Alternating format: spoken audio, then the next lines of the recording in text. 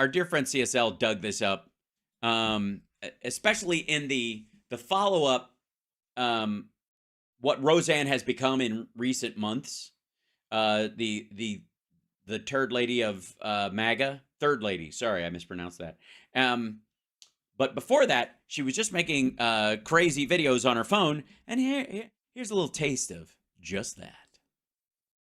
Also, by the way, like and subscribe and give a thumbs up.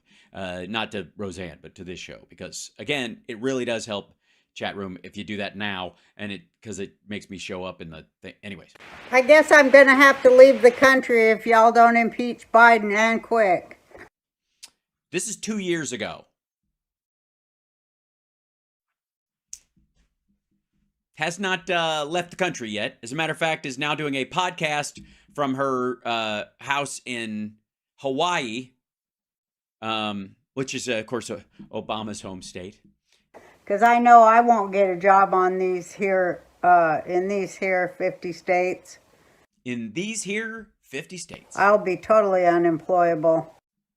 Well, I mean, I don't think entirely. I mean, there's an entire subculture of the intellectual dork web out there that loves keeping assholes afloat for no particular reason. If, once President Biden is inaugurated on January 20th, along with Kamala Harris, the soon-to-be vice president. We should just cut to the chase. Impeach Kamala Harris. Right. Okay. This is, but again, I don't know. I think we're going, like, we should do what we should do every so often? I'd like to propose a new segment. Prediction Watch, where instead of watching, finding a prediction someone makes right now and following that to see if it pans out, just go back a couple of years, maybe even 3 or 4, and watch a video that some of these assholes put out about how things were gonna go. I mean, God knows we could do plenty just on Trump's bullshit alone about how Biden was gonna crash the economy 2 days into office. Yeah, impeach both of them. For what? By the way, I haven't been inaugurated yet. Just getting ahead of the curve a little. But Kamala, I mean... Why would you impeach her? Because you think she benefited from a cheaty election? Or maybe she has friends in Georgia, huh? Okay. Yeah? Okay. I never, ever did what Kamala did. Got elected to office multiple times. Was a public servant. What? To get to the top. Oh, I see. I guess this is the innuendo portion of this horseshit. So I think. What would that be, dummy? What, you have to snuff somebody like it was a fucking gangster, or you're just talking about like blowjobs? Is this the argument we're making? Is this the depth of the political? Of course it is, because we watched this play out. Yes, that's Roseanne Barr. I'm going to have to talk about that. Are you? Talk about it. Fire it up. See, those would be the kind of jokes I would be telling were I allowed to tell any jokes. That's not actually a joke. That's an innuendo, not a joke. You didn't mean that as a joke. You literally meant she had to blow somebody to get where she is today. That, you're not joking. You're gross, but you're not joking. But I am not sane allowed, because she's our first black woman president. Vice president, but... And even though she's from India and all that. Yeah, she's half Indian, yeah. But, their skin is dark, so, This is great. This is going very well. No, I guess, that means African American to the Democrats. Yeah, we just basically think I every time I see a person from India, I'm like, my goodness, there's a person from a totally different continent. So anyway, Anyway, I loved her cornbread recipe. I about shit in my pants on that one. She left out her Kamala Harris's down home cornbread recipe that her family enjoys every Christmas time. I swear to God, I seen it in a magazine, and she left out two of the most no baking powder or soda. She left them both out.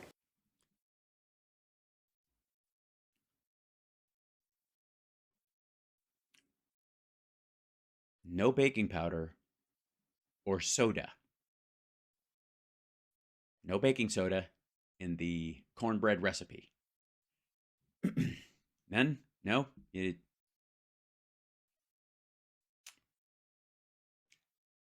Barf. And that was making my blood boil, just boil. Well, it might be, your diet as well. Maybe maybe you have baking soda / powder poisoning. Hold on.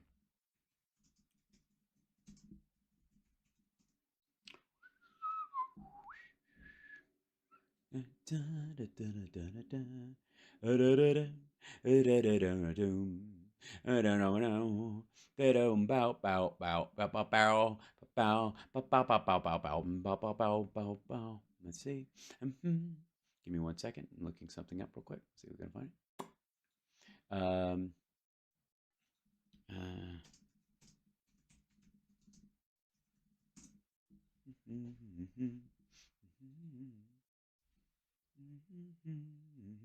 Whoops. Why is this page not sliding over? There you go.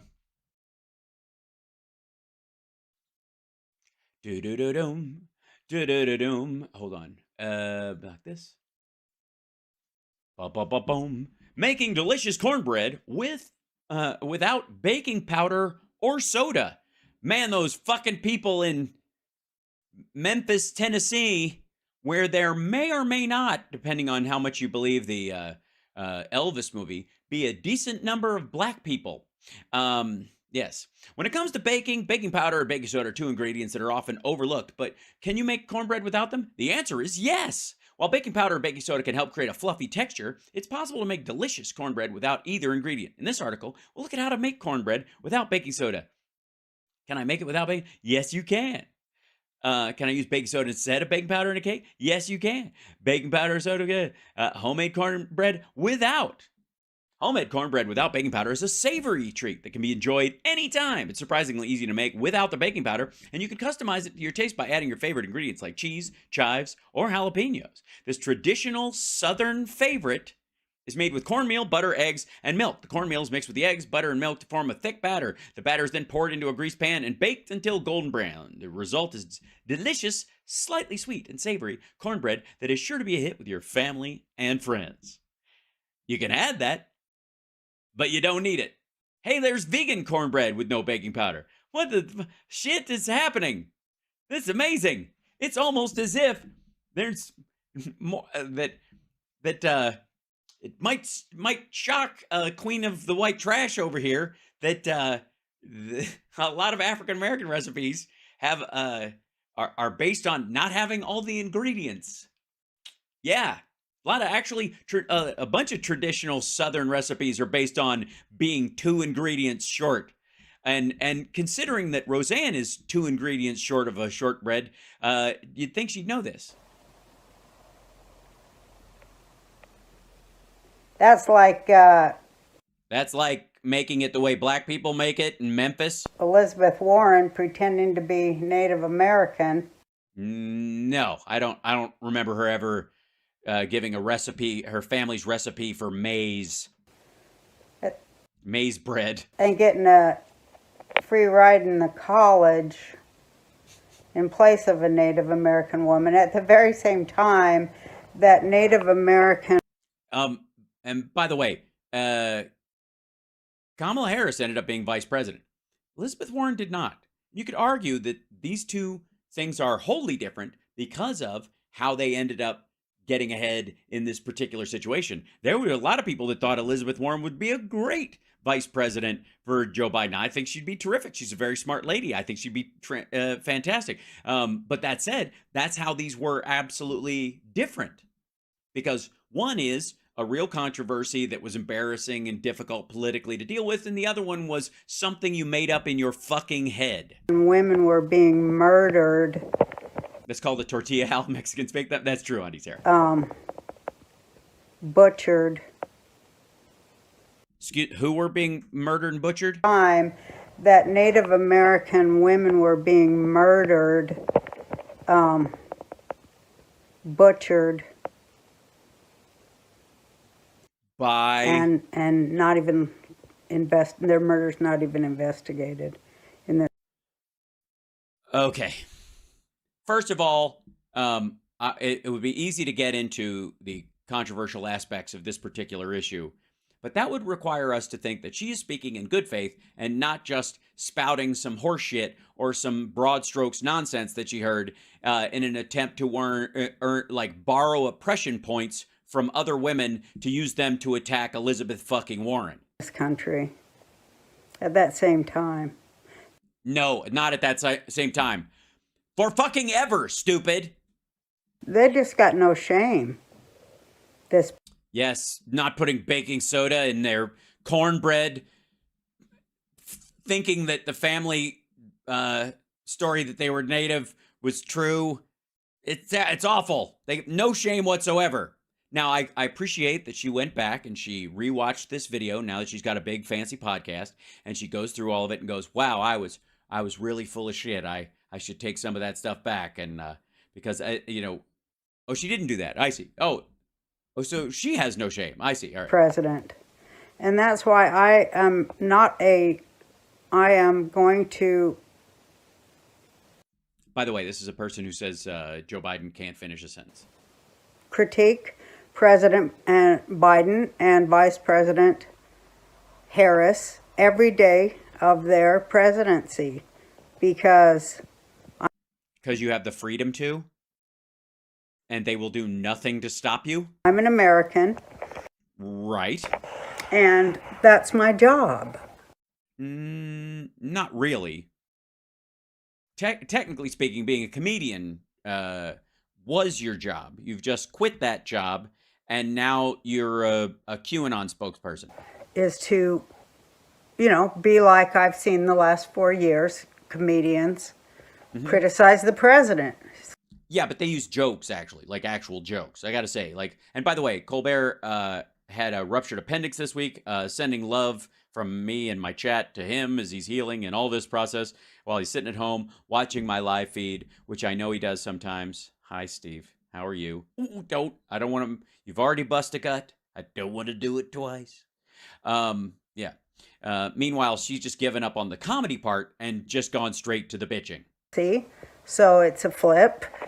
It's totally a flip. And now I'm going to criticize the president because jokes are satire. They're not technically criticism. They can be from the spirit of criticism, but they are jokes.